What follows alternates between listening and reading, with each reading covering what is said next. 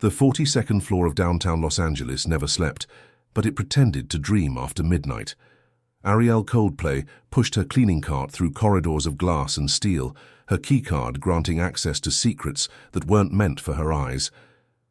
She'd learned to read the language of power in empty offices, the scattered papers that told stories, the forgotten coffee cups that revealed late-night desperation, the contracts left half-signed on mahogany desks. Tonight, something was different in Daniel Kang's corner office. The lights were still on. Voices carried through the soundproof door, urgent, heated, wrong for this hour. Arielle paused, her hand hovering over the handle. In 3 years of cleaning these floors, she'd never seen him work past 11. Daniel Kang was precise about boundaries, methodical about time. His schedule was as controlled as everything else in his carefully constructed world. She knocked softly and entered, expecting to find him alone with paperwork. Instead, she found him surrounded by 3 men in expensive suits, their faces tight with the kind of tension that preceded either celebration or catastrophe. On his desk lay a contract thick enough to reshape neighborhoods, its pages scattered like fallen leaves. "Sir," Arielle said, her voice cutting through their heated discussion, "this contract is a trap." The room went silent. Daniel Kang's dark eyes met hers across 20 feet of imported marble, and in that moment something shifted, not just in the room, but in the careful architecture of power that had defined both their lives. He didn't dismiss her. He didn't look away. Instead, for the first time in years, Daniel Kang began to cry. Arielle Coldplay had always been good at seeing what others missed. It was a survival skill learned in childhood, refined through necessity, and perfected in the invisible hours between midnight and dawn when Los Angeles shed its daytime mask. She moved through the Kang International building like a ghost with purpose, her cleaning supplies a passport to spaces where power lived and breathed. The building itself was a monument to controlled ambition, 45 floors of steel and glass rising from the heart of downtown, its lobby adorned with Korean art that spoke of heritage and legitimacy. Most people saw the surface, the respectable facade of import-export businesses, real estate ventures, and cultural foundations. Arielle saw deeper. She saw the patterns. Room 4207 always smelled like expensive cologne and careful lies. Daniel Kang's office occupied the entire corner, its floor-to-ceiling windows offering a view of the city that stretched from the Hollywood Hills to the Pacific. The desk was positioned to command both entrances, the chairs arranged to create subtle hierarchies. Everything had its place, including the silence that usually filled these spaces after hours. Tonight, that silence was broken. "The community development angle is perfect," Michael Kang was saying, his voice carrying the confidence of someone who'd never been told no. Daniel's younger brother had inherited their father's ambition, but none of his patience. "We funnel the investment through legitimate channels, create jobs, improve neighborhoods, everyone wins." Arielle recognized the other voices. Evelyn Ross, the attorney who specialized in making gray areas look white. They formed a triangle around Daniel's desk, their body language suggesting this wasn't a request. It was a presentation of fait accompli. She began emptying wastebaskets, her movements automatic while her attention focused on the conversation. 3 years of cleaning these offices had taught her to become furniture, present but unnoticed, functional but invisible. It was a skill that had served her well, especially in rooms where powerful men forgot that service workers had ears. "The timeline is aggressive," Daniel said, his voice carrying the measured tone that meant he was thinking faster than he was speaking. 6 months to secure the properties, another year for development to begin. That's assuming no community resistance." "There won't be resistance," Michael replied, and something in his certainty made Arielle's hands still on the trash bin. "Not when they see the benefits. New housing, commercial spaces, improved infrastructure. We're not displacing anyone. We're upgrading their lives." Evelyn Ross spread papers across the desk like a dealer revealing cards. "The legal structure is airtight. Community investment fund, minority business partnerships, environmental impact studies. Every box checked, every concern addressed." Arielle moved to the printer, where several documents had been left in the output tray.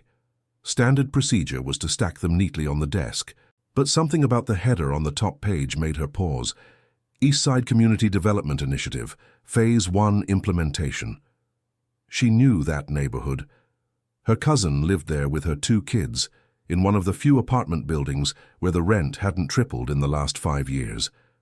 The community center where Ariel had learned to read financial statements during her mother's night shifts.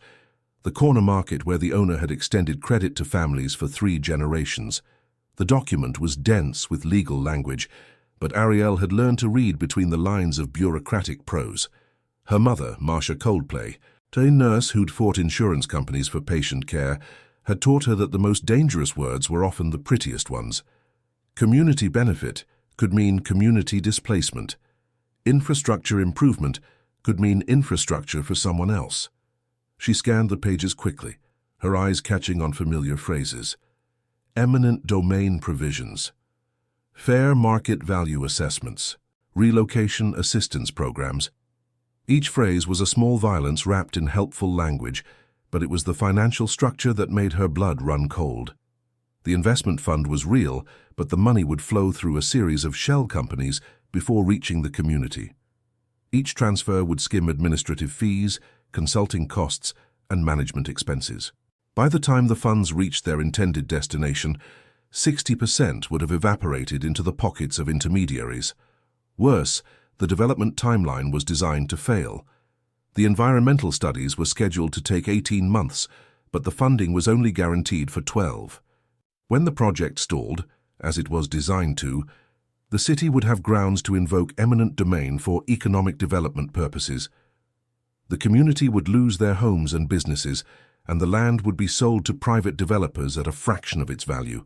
It was elegant in its cruelty, legal in its execution, devastating in its impact. The beauty of this approach, one of the men was saying, is that we're not the bad guys. We're the solution to urban blight, the answer to economic stagnation. When the federal auditors come, and they will, they'll find a textbook example of public-private partnership. Daniel hadn't spoken for several minutes. He stood at the window, his reflection ghost-like against the city lights. Ariel had observed him long enough to recognize his thinking posture.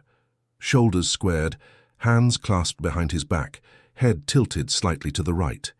He was processing, calculating, weighing options with the methodical precision that had built his empire. "The community leaders," he said finally. "Have they been consulted?" "We've scheduled meetings," Evelyn replied smoothly. "Town halls, focus groups, stakeholder sessions. Full transparency, complete community input." "Scheduled for when?" "After the initial paperwork is filed. We want to present them with a complete proposal, not half-formed ideas." Ariel felt something cold settle in her stomach. She'd seen this pattern before. In hospital board meetings her mother had dragged her to as a child. Present the community with a fait accompli, frame resistance as obstructionism, and proceed with the blessing of bureaucratic process. She finished stacking the documents and moved toward the door, but Daniel's voice stopped her. "Ariel." She turned, surprised that he knew her name. In 3 years of cleaning his office, they'd exchanged perhaps a dozen words, all of them polite and professional. "You've been listening," he said. It wasn't a question. The room went tense. Michael's hand moved instinctively toward his jacket, a gesture that spoke of old habits and current dangers. "I clean," Ariel said simply. "I don't listen." Daniel studied her for a long moment, his dark eyes unreadable. "But you understand what you've heard." It wasn't a question, but it demanded an answer. Ariel felt the weight of the moment, the sense that her next words would determine more than just her employment status. "I understand that Eastside is about to lose everything they've built," she said quietly, "and I understand that you're about to help them do it." The silence that followed was profound. Michael started to speak, but Daniel raised a hand, his attention focused entirely on the woman in the cleaning uniform who just accused him of betraying his own principles. "Explain," he said. So she did. Ariel had learned to read financial documents the way other people read novels, for plot, character development, and the inevitable twist that changed everything. Standing in Daniel Kang's office at 1:47 a.m., surrounded by men who controlled more money than most countries, she became a translator between 2 languages, the polite fiction of legal documents and the brutal reality of their consequences. "The Community Investment Fund," she began, her voice steady despite the tremor in her hands, "looks legitimate on paper. $50 million over 5 years, dedicated to neighborhood improvement and economic development. But the money doesn't go where you think it goes." She moved to the desk, her finger tracing the organizational chart that Evelyn Ross had so carefully prepared. "It flows through shell partnerships, each transfer including administrative fees, consulting costs, and management expenses." Michael shifted impatiently. "That's standard practice. You can't expect 20% at each level," Ariel continued, her voice cutting through his objection. "By the time the money reaches the community, it's been reduced to less than 30 million. But that's not the real problem." She turned to the timeline, her finger moving across dates that had been carefully calculated to create failure. "Environmental impact study, 18 months minimum. Community input process, 6 months. Permit approvals, 12 months. But the federal funding is only guaranteed for 12 months total." Daniel's expression hadn't changed, but something in his posture had shifted. He was listening with the intensity of a man who'd built his life on understanding the difference between what people said and what they meant. When the timeline fails, and it's designed to fail, the city invokes eminent domain for economic development. The community loses their property at assessed value, which is always lower than market value. The land gets sold to private developers who aren't bound by any of the community benefit requirements. "That's a very cynical interpretation," Evelyn said, her voice tight with the kind of anger that came from being understood too clearly. The city has every intention of doing exactly what it's done in other neighborhoods where development means displacement," Ariel replied. "The only difference is that this time it's going to look like the community asked for it." She pulled out her phone, scrolling to a photo she'd taken earlier that evening. "This corner market has been family-owned for 37 years. The owner employs 12 people from the neighborhood, extends credit to families when they're short, and hosts community events in the back room. According to your development plan, her building is scheduled for commercial modernization." The photo showed a small storefront with hand-painted signs, its windows filled with community announcements and children's artwork. It looked like what it was, the heart of a neighborhood that had grown around it. "She'll be offered relocation assistance," Evelyn said. "Fair market value for her property, plus moving expenses and—" "Fair market value according to an assessment that doesn't account for community significance or established customer base," Ariel interrupted. "She'll get enough money to maybe open a smaller store in a different neighborhood where she doesn't know anyone and no one knows her, if she's lucky." Daniel had moved away from the window, his attention focused entirely on the documents spread across his desk. He was reading them now with different eyes, seeing the patterns that Ariel had identified. "The community center," he said quietly. "Scheduled for demolition in Phase 2. It'll be replaced with a modern community facility that costs 3 times as much to use and requires advance booking for events. The after-school programs, the senior services, the job training classes, they'll all be relocated to facilities across town." "Temporarily," Michael added quickly, "until the new facility is completed, which is scheduled for Phase 4, assuming federal funding is renewed and community compliance benchmarks are met." Ariel's voice carried the weight of someone who'd seen this story before. "Benchmarks that require community participation in programs that don't exist yet, in facilities that haven't been built, with funding that hasn't been secured." The room had grown very quiet. Michael was staring at his brother with an expression that mixed frustration with something that might have been fear. Evelyn was gathering papers with the efficient movements of someone preparing to leave, but Daniel wasn't moving. He was reading the contract with the methodical attention of someone who'd just realized he'd been lied to. "The housing component," he said, 200 units of affordable housing that will be affordable to people making 80% of area median income. In Los Angeles, that's about $65,000 a year. The families who live there now, most of them make less than $30,000. Ariel pulled up another photo on her phone. This family has 3 generations in the same duplex, which they've been renting for 15 years. The grandmother takes care of 4 grandchildren, while their parents work 2 jobs each. According to your plan, they'll qualify for relocation assistance to help them find comparable housing in their price range. Where? Daniel asked. Palmdale, maybe Lancaster, somewhere with a 2-hour commute to their jobs, assuming they can keep them. The silence stretched until it became uncomfortable. Michael cleared his throat, his voice taking on the tone of someone trying to regain control of a situation that had slipped away from him. These are unfortunate realities of urban development, he said, but the alternative is continued economic stagnation. These neighborhoods need investment. They need improvement.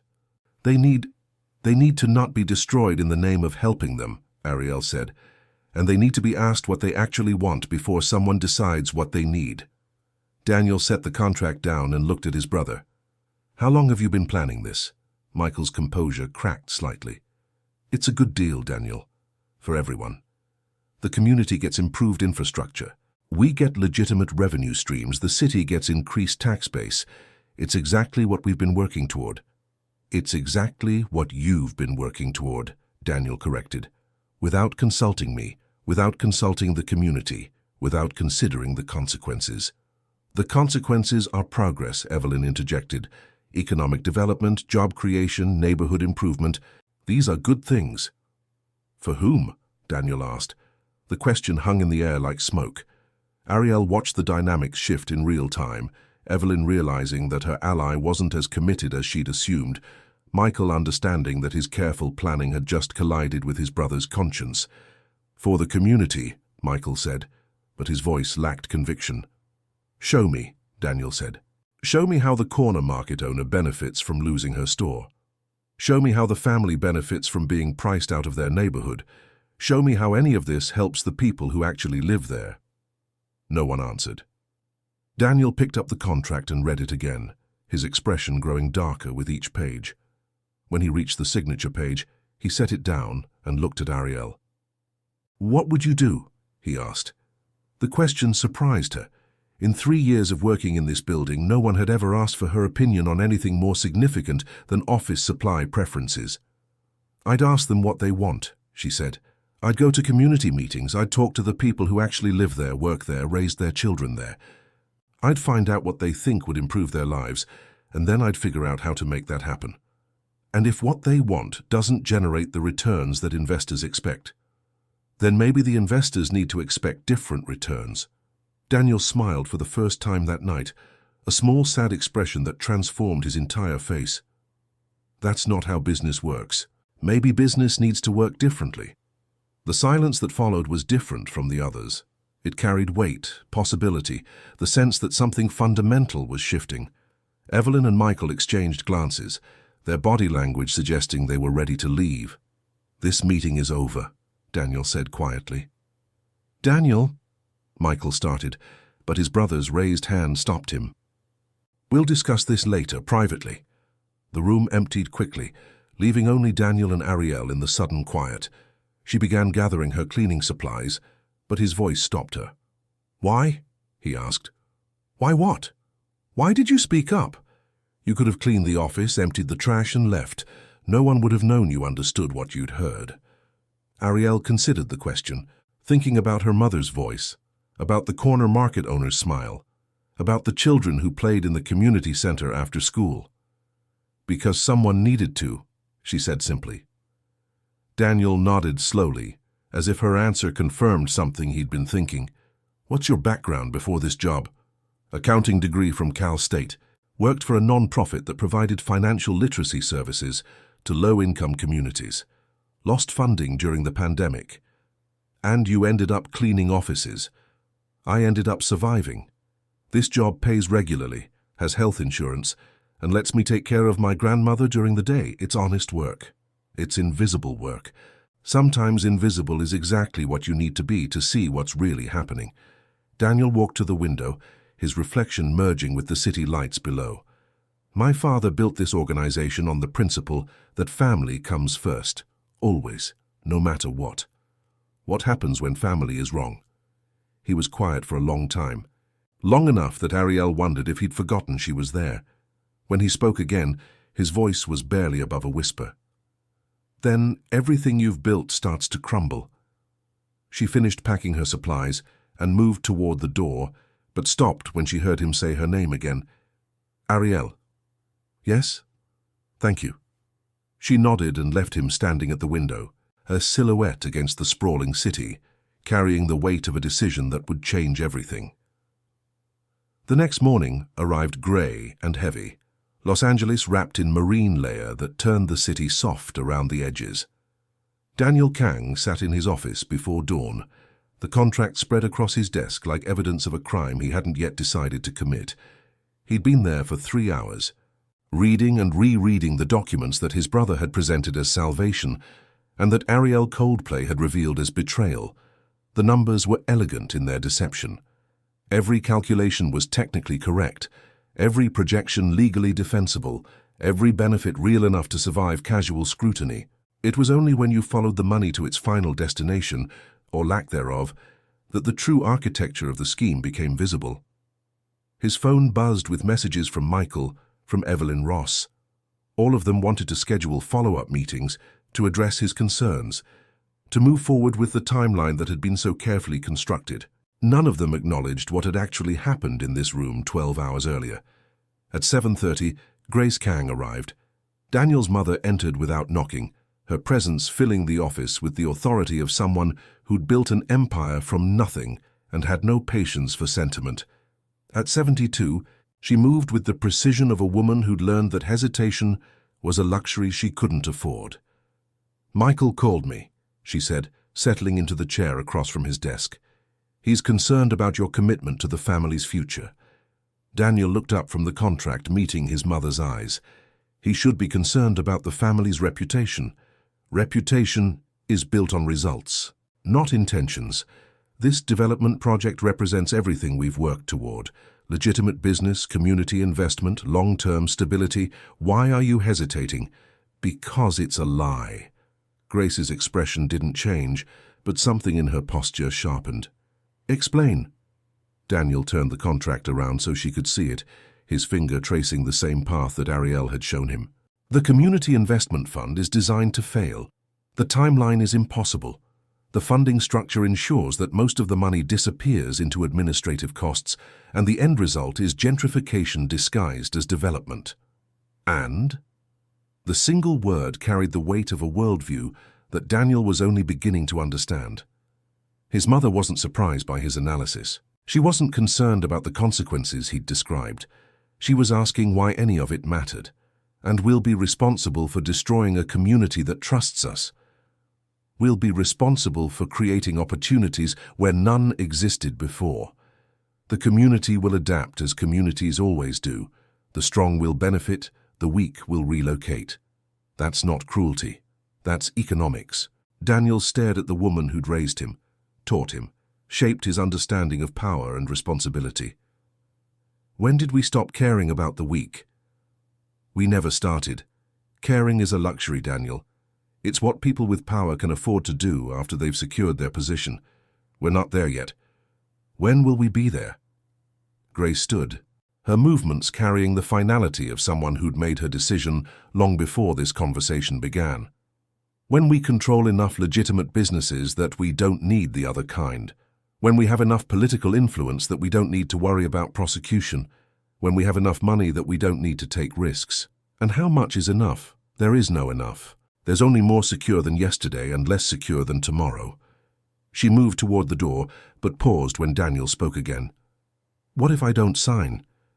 "Then Michael will. He has the authority to act on behalf of the organization when you're indisposed." The threat was delivered with the casual precision of someone stating a fact rather than making a promise.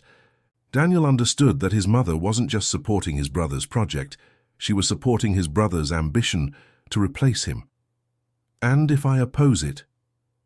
"Then you'll discover that family loyalty has its limits." Grace left him alone with the contract and the growing understanding that his decision would determine not just the fate of a neighborhood, but the future of everything he'd believed about his place in the world. At noon, Ariel arrived for her regular shift. Daniel had been waiting for her, though he wasn't sure why. Perhaps because she was the only person who'd told him the truth without wanting something in return. Perhaps because she'd seen through the careful construction of his brother's plan, with a clarity that came from understanding how power actually worked. "I need to ask you something," he said, when she knocked on his door. She entered, her cleaning supplies forgotten in the hallway. "What? If you were me, what would you do?" The question was larger than it appeared. It carried the weight of family expectations, organizational loyalty, and the kind of consequences that extended far beyond a single business deal. "I'd go to East Side," she said without hesitation. "I'd talk to the people who live there. I'd find out what they actually need, and then I'd figure out how to provide it, without destroying what they already have. And if my family considers that betrayal, then maybe your family doesn't understand what loyalty actually means." Daniel was quiet for a moment, processing her words. "My brother has been planning this for 2 years. He's built relationships with city officials, secured commitments from investors, created a timeline that depends on my signature. If I refuse to sign, I'm not just stopping a project, I'm undermining his authority and potentially destroying his credibility. What happens to your credibility if you sign?" The question hit harder than he'd expected. Daniel had built his reputation on being someone whose word meant something, whose promises could be trusted, whose protection was real. The Eastside community had accepted his organization's presence because they believed he was different from the developers and politicians who'd made promises before. "There's something else," he said. "My mother supports this project. She sees it as evolution, not betrayal. If I oppose it, I'm not just fighting my brother. I'm fighting the woman who built this organization." Ariel studied his face, seeing something there that he probably didn't realize he was showing. "What do you see when you look at this contract?" "I see a way to make a lot of money while appearing to help people who need help." "And what do you see when you look in the mirror?" Daniel didn't answer immediately. When he did, his voice was barely above a whisper. "I see someone who's about to find out who he really is." The afternoon brought Michael, flanked by 2 men Daniel didn't recognize. They wore expensive suits and carried themselves with the confidence of people accustomed to getting their way. Investment partners, Daniel realized, the kind of people who measured success in quarterly returns and didn't concern themselves with collateral damage. "We need to finalize this today," Michael said without preamble. "The city council votes on the zoning changes tomorrow. If we miss that window, we're looking at a 6-month delay." "Good," Daniel replied. "That gives us time to do this right." "This is right. We've done the research, run the numbers, addressed every concern. What more do you need?" "I need to talk to the community." The investment partners exchanged glances. One of them, a thin man with silver hair and cold eyes, spoke for the first time. "Mr. Kang, we've invested considerable time and resources in this project based on your organization's commitment. Any delay at this point would be problematic." The word carried implications that went beyond financial inconvenience. Daniel understood that he was being told, politely but clearly, that backing out wasn't an option. "I understand your position," he said carefully, "but I need to understand theirs." He gestured toward the window, toward the neighborhood that would be transformed by their decision. "Those people have been living with the consequences of other people's choices for generations. The least we can do is ask them what they think before we make another choice for them." "They'll say no," Michael said bluntly. "They always say no to change, even when it's good for them. That's why these decisions can't be made democratically." "Why not?" "Because democracy is inefficient. Because people don't understand complex economic realities. Because sometimes you have to save people from themselves." Daniel looked at his brother, really looked at him, and saw a stranger wearing a familiar face. When had Michael become someone who believed that other people's lives were his to improve without their consent? "Who are we saving them from?" Daniel asked. "Poverty, stagnation, limited opportunities, declining property values, all the things that keep communities trapped in cycles of economic disadvantage." "And who are we saving them for?" Michael's expression hardened. "For the future, for progress, for the kind of development that creates jobs and generates tax revenue and improves everyone's quality of life. Everyone who can afford to stay, everyone who adapts." The conversation continued for another hour, but Daniel had heard enough. His brother wasn't wrong about the economics. The development would indeed create jobs and generate revenue and improve infrastructure, but he was wrong about everything else. When the meeting ended, Daniel sat alone in his office as the sun set over Los Angeles. The contract lay unsigned on his desk, its pages heavy with the weight of consequences he was only beginning to understand. At 9 p.m., Ariel knocked on his door. "I thought you might want to see something," she said. She handed him her phone, showing him a video that had been posted to social media that afternoon.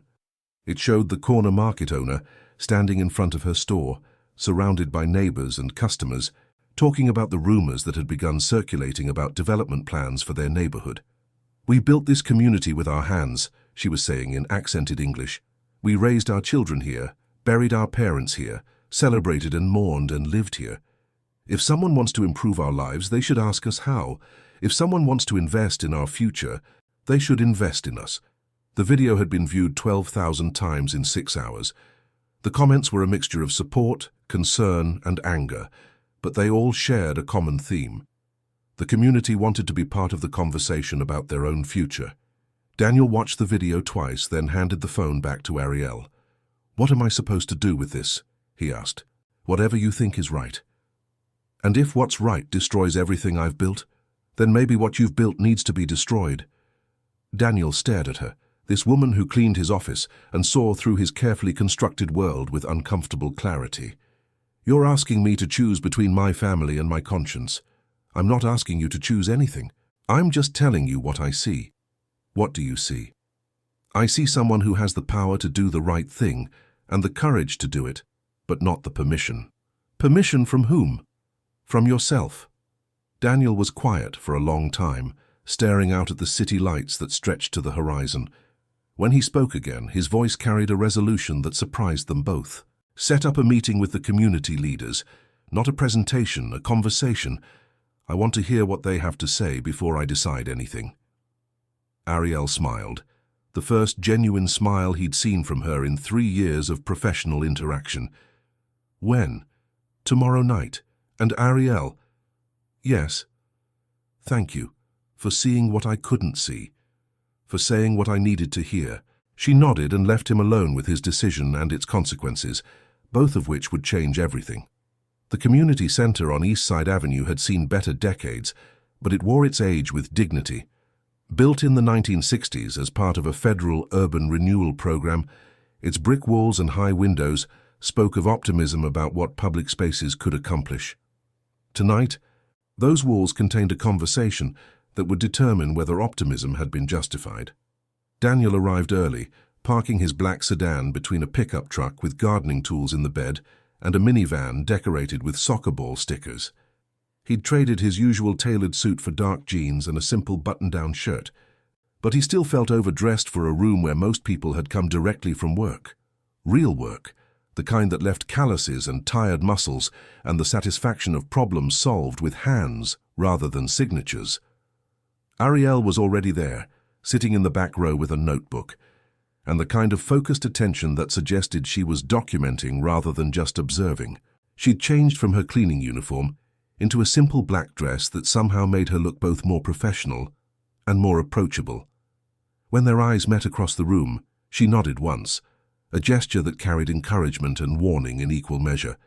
The corner market owner stood at the front of the room, her grey hair pulled back in a neat bun, her hands folded with the patience of someone who'd spent decades listening to promises from people who didn't live in her neighborhood.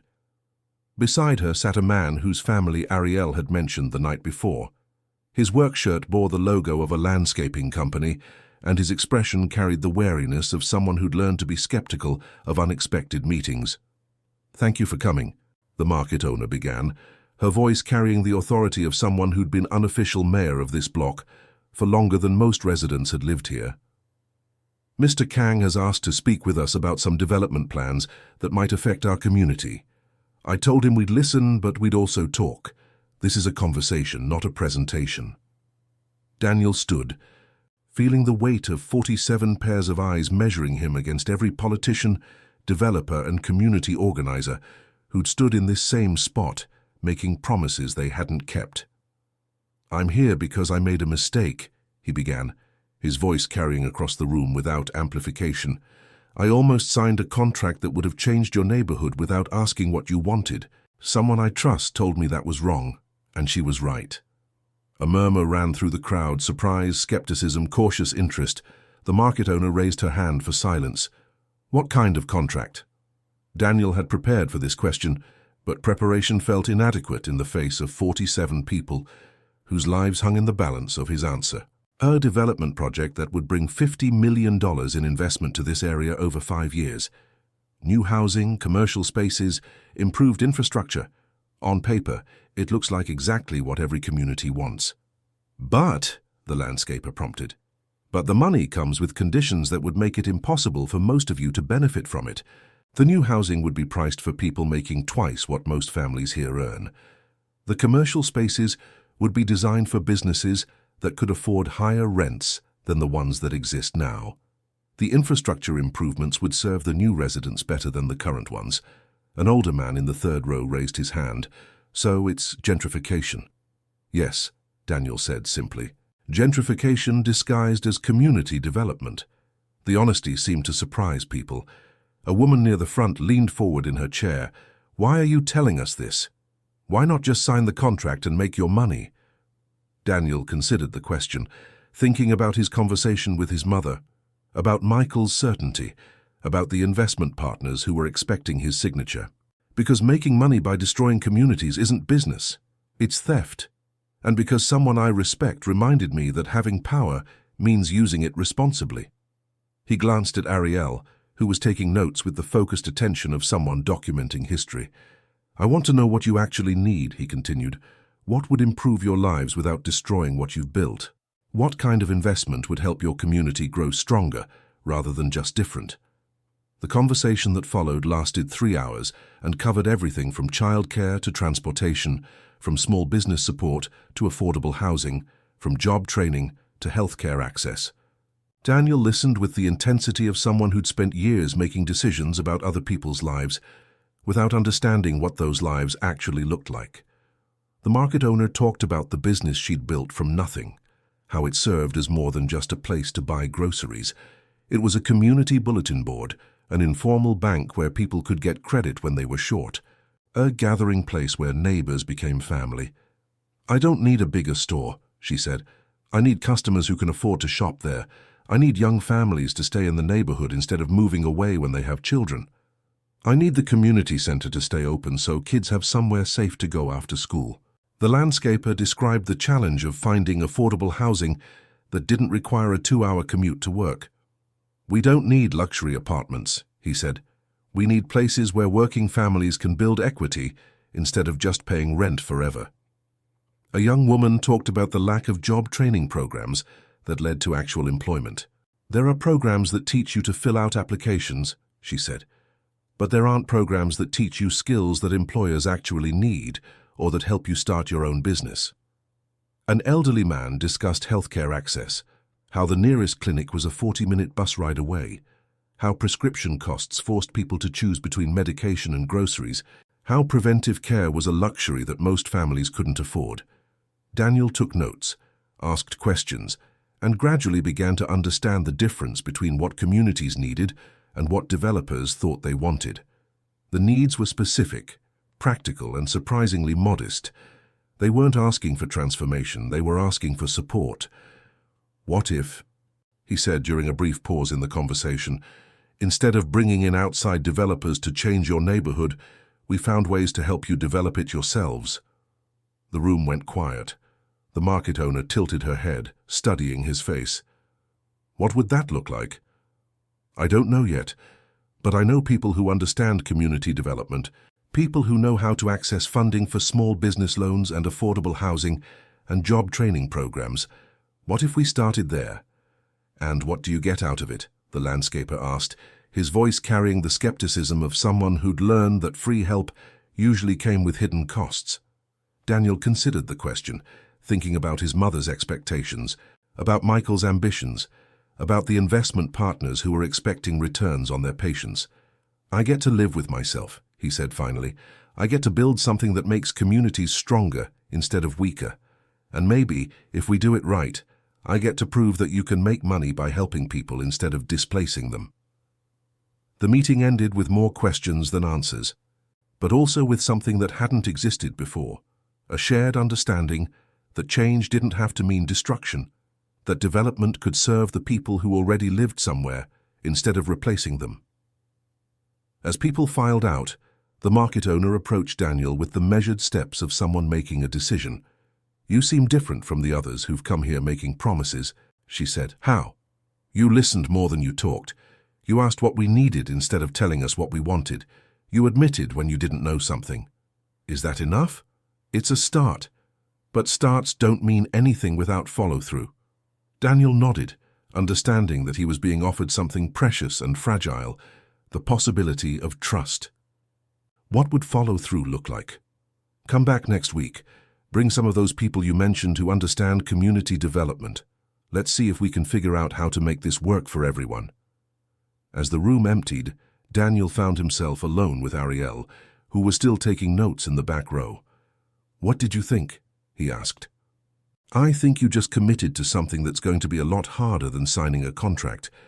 Good hard or bad hard, honest hard, the kind that builds something real instead of something that just looks good on paper." Daniel sat down beside her, feeling the weight of the evening's conversation settling into his bones. "My brother is going to see this as betrayal. My mother is going to see it as weakness. The investment partners are going to see it as breach of contract. And what do you see it as?" "The first time in my adult life that I've made a decision based on what's right instead of what's profitable."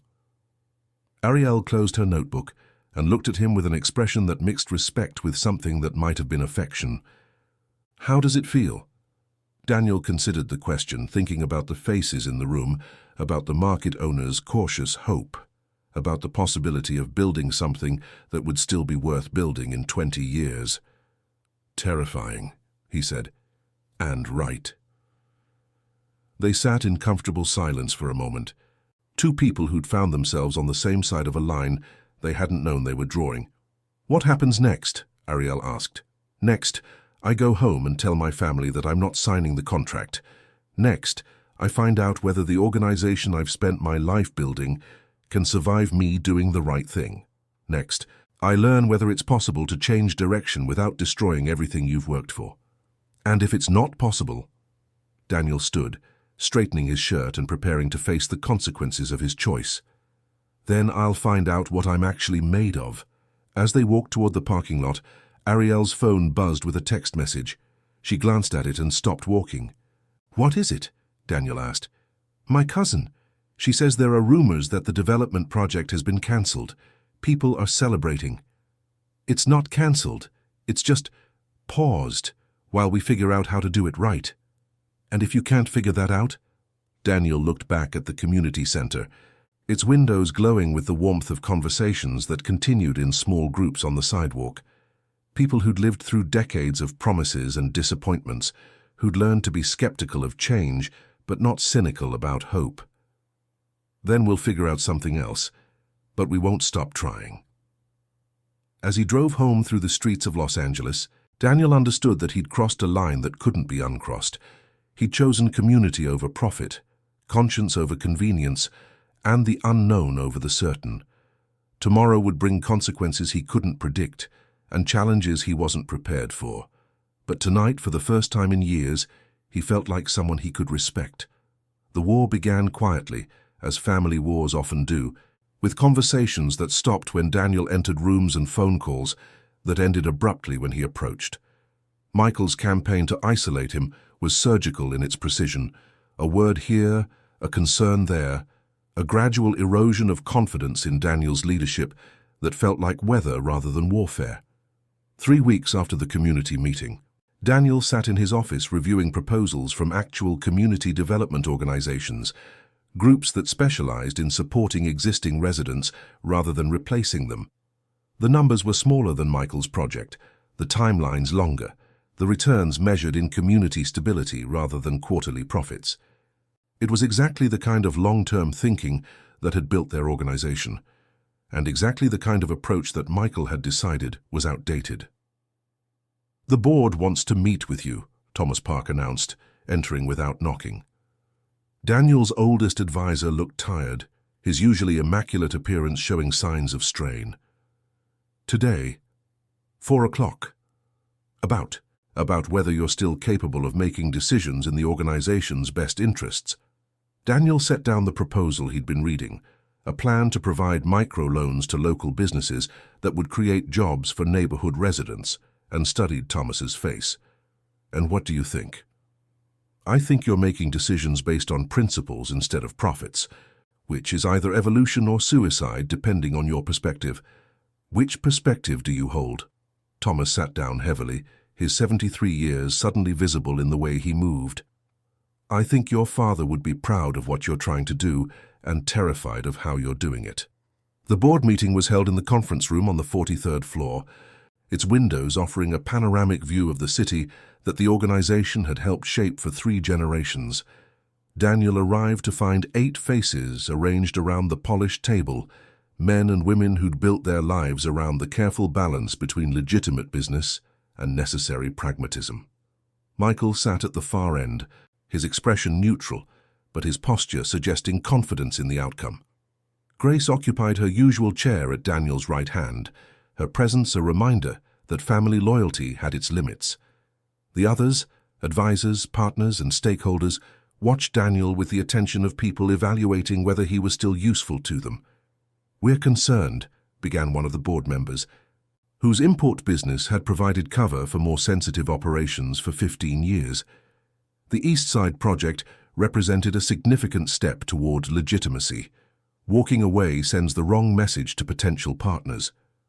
"What message does it send to the community?" Daniel asked. "That we're unreliable, that our commitments can't be trusted, that we prioritize sentiment over business sense." Evelyn Ross, whose legal expertise had kept them all out of prison, leaned forward. "The investment partners are threatening legal action. They claim breach of contract, failure to perform, intentional interference with business relationships.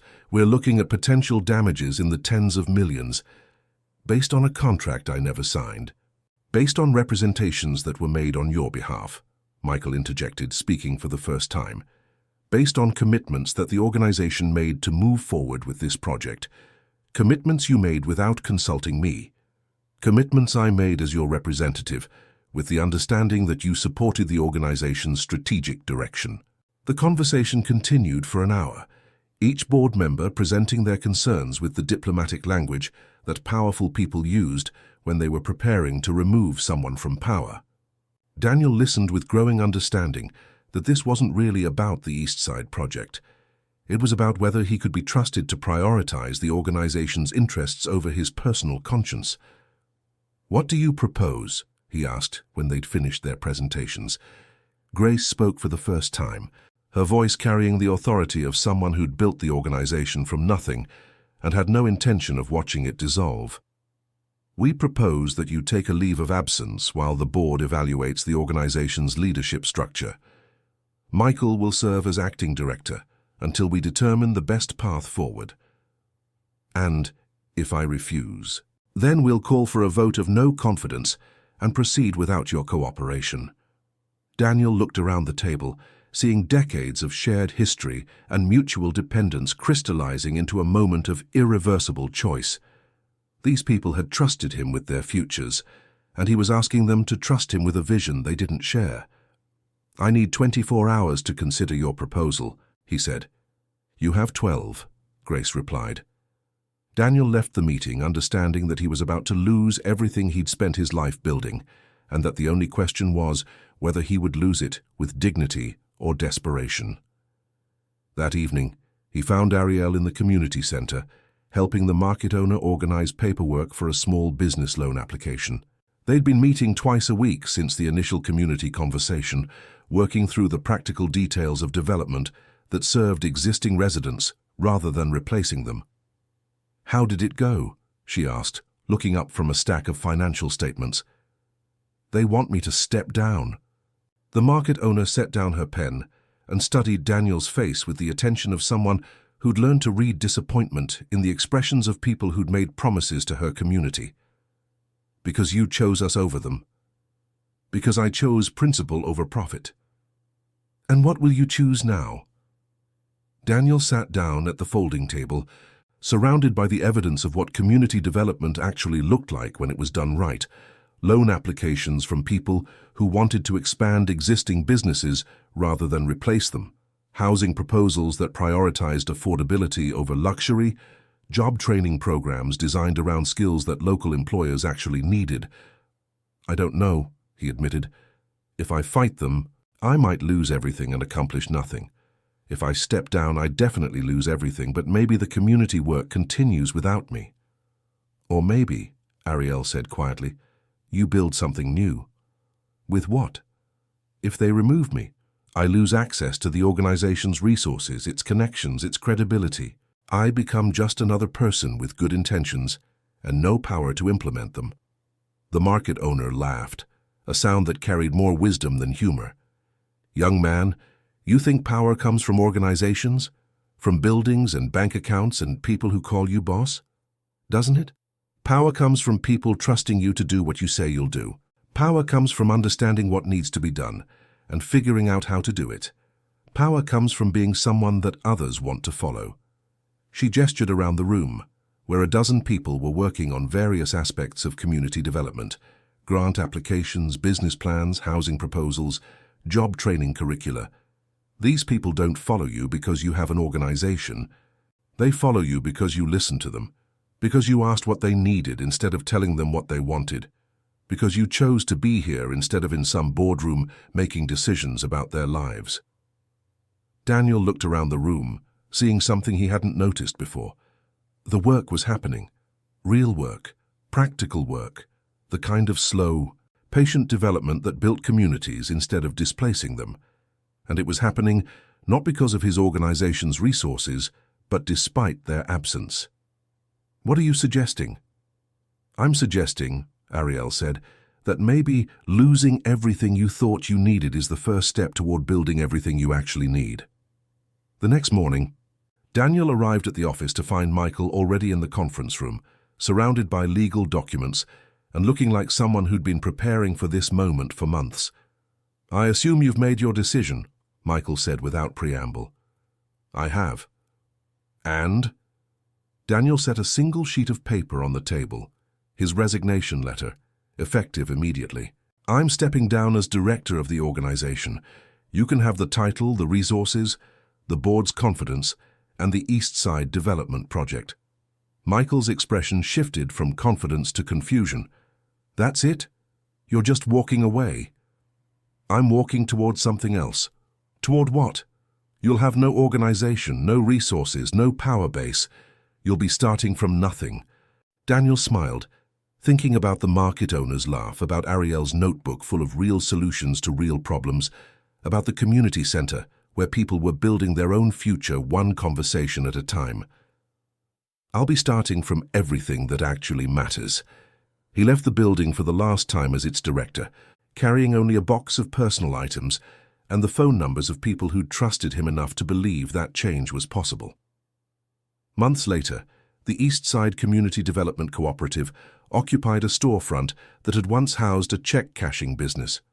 The space was small, crowded, and filled with the kind of productive chaos that came from people working on problems they understood because they lived with them every day. Daniel's new office was a desk in the corner, surrounded by filing cabinets full of grant applications, loan documents, and project proposals.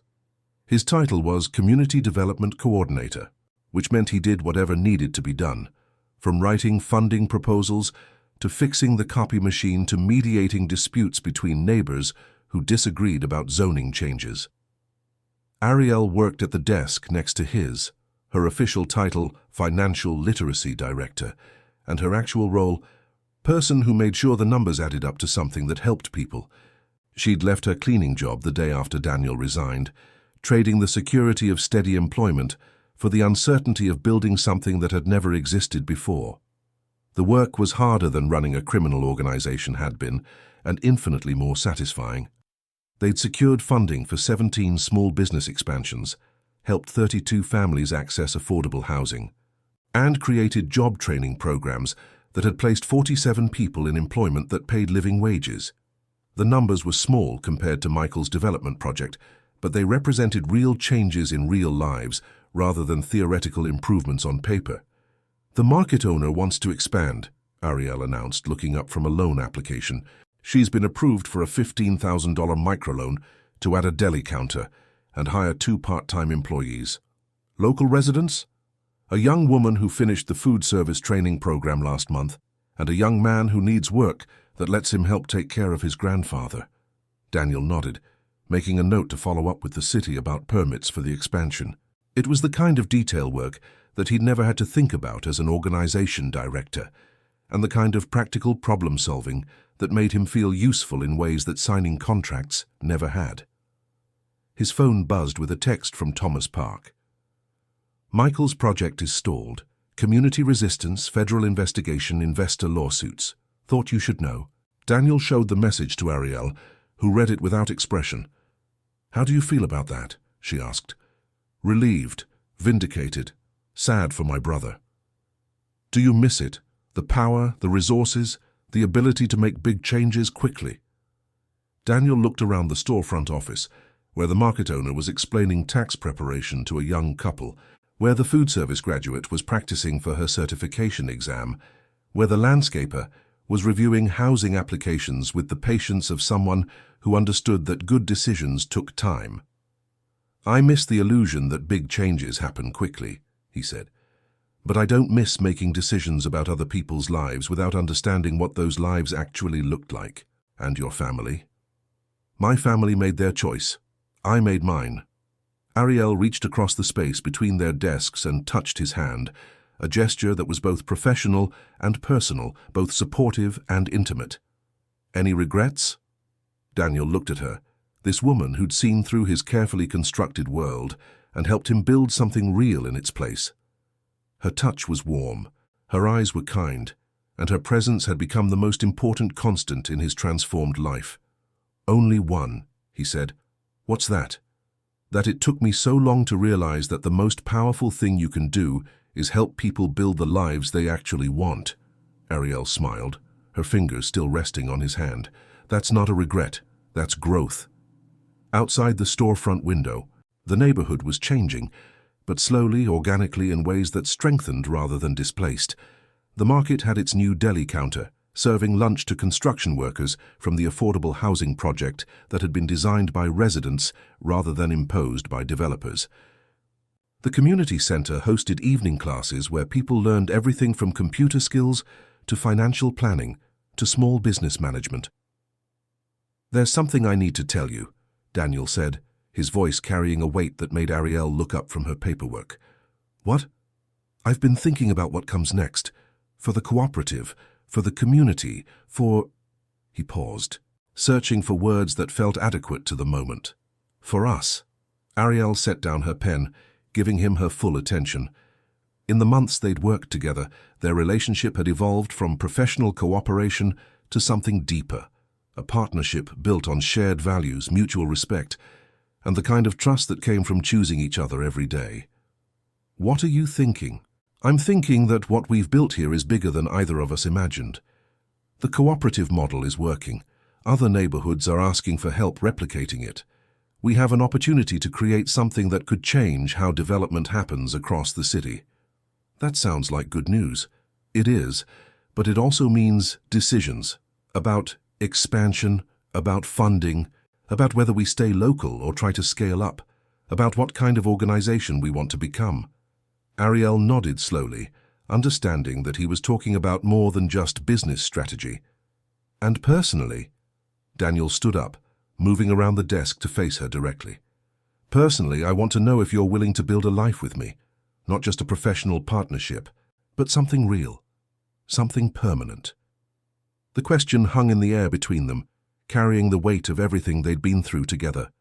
The late nights in the community center, the grant applications that had been rejected and resubmitted, the small victories that had felt enormous, the gradual understanding that they'd become essential to each other's vision of the future. "Daniel," she said softly, "I know it's complicated. I know my past makes things difficult. I know that choosing me means choosing uncertainty, choosing to build something from scratch rather than joining something that already exists." "Stop," she said, standing to face him. You're talking like you're still that person who made decisions in boardrooms without asking what people actually wanted. Aren't I? No. You're the person who gave up everything to do the right thing.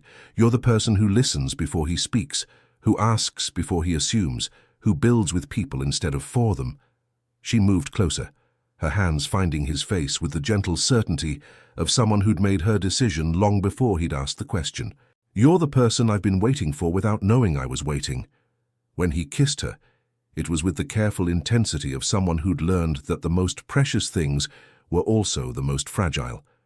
Her response was immediate, wholehearted, the answer to a question that had been building between them for months. "Is that a yes?" he asked when they broke apart. "That's a yes to all of it. To building something bigger, to taking risks, to choosing each other, to whatever comes next." Daniel felt something settle in his chest, not the sharp satisfaction of a deal closed or a victory won, but the deeper contentment that came from finding your place in the world and the person you wanted to share it with. "There's one more thing," he said. "What?" My mother called yesterday. She wants to meet with you." Ariel raised an eyebrow. "Should I be worried?" "Probably, but she said something interesting. She said she wants to understand what I see in this work, what makes it worth giving up everything we built." "And what did you tell her?" "I told her she'd have to ask you. Because you're the one who showed me what it looks like when power serves people instead of the other way around." Years later, the East Side Community Development Cooperative had become a model replicated in 17 neighborhoods across Los Angeles. The original storefront had expanded into a full community campus, complete with business incubation spaces, affordable housing units, and a community center that hosted everything from citizenship classes to quinceañeras. Daniel and Ariel stood in the main conference room, looking out at a neighborhood that had grown stronger without losing its character. The corner market was still there, now expanded into a full grocery store that employed 23 people from the community. The landscaper had started his own business and was training young people in sustainable urban agriculture. The food service graduate had opened a restaurant that served as both a local gathering place and a destination for food lovers from across the city. "Do you ever wonder what would have happened if you'd signed that contract?" Ariel asked, her hand resting on her rounded belly where their first child was growing. Daniel considered the question, thinking about the path not taken, the millions of dollars that had gone to other developers, the political connections that had been severed, the family relationships that had been strained but not broken. "Sometimes," he said, "but then I look at what we built instead, and I can't imagine choosing differently." Michael's development project had eventually collapsed under the weight of community resistance and federal investigation. The investment partners had sued each other, the city council members had been voted out of office, and the land had been purchased by a community land trust that ensured it would remain affordable in perpetuity. Grace Kang had eventually come to understand her son's choice, not through argument but through observation. She'd watched him build something that created wealth without extracting it, that generated power by sharing it, that succeeded by measuring success differently. She'd also watched him become someone who slept well at night and woke up eager for the day's work. "Your father would be proud," she'd told him during their last conversation. "Not of what you gave up, but of what you chose to build instead." Thomas Park had joined the cooperative's board of directors, bringing decades of business experience to the work of community development. "It's the same skills," and he'd explained to Daniel, "just different goals." The work continued, slower than corporate development, more complex than simple profit-making, but more sustainable than either. Each project was designed with community input, funded through patient capital, and measured by outcomes that mattered to the people who lived with the results. "What do you think our child will make of all this?" Ariel asked, her hand moving in slow circles over her belly. "I think they'll grow up understanding that power is something you use to help people build the lives they want, not something you use to build the life you want for yourself. And if they choose something completely different," Daniel smiled, thinking about the conversation that had started everything. A cleaning woman telling a crime boss that his contract was a trap, a moment of truth that had changed both their lives. "Then we'll listen to what they have to say, and we'll trust them to make their own choices about what kind of person they want to be." As the sun set over Los Angeles, Daniel and Ariel walked home through streets that had been transformed not by displacement, but by investment. Not by destruction, but by careful cultivation of what already existed. The neighborhood hummed with the quiet prosperity that came from people having what they needed to build the lives they wanted. It wasn't the empire that Daniel had inherited, but it was the legacy he'd chosen to leave. And in choosing it, he'd discovered that the most powerful thing you could build wasn't wealth or influence or control. It was trust. Trust that tomorrow would be better than today, that communities could grow stronger without losing their character, and that love could flourish when it was built on shared values rather than shared convenience. In the end, that trust had been worth everything he'd given up, and everything he'd gained.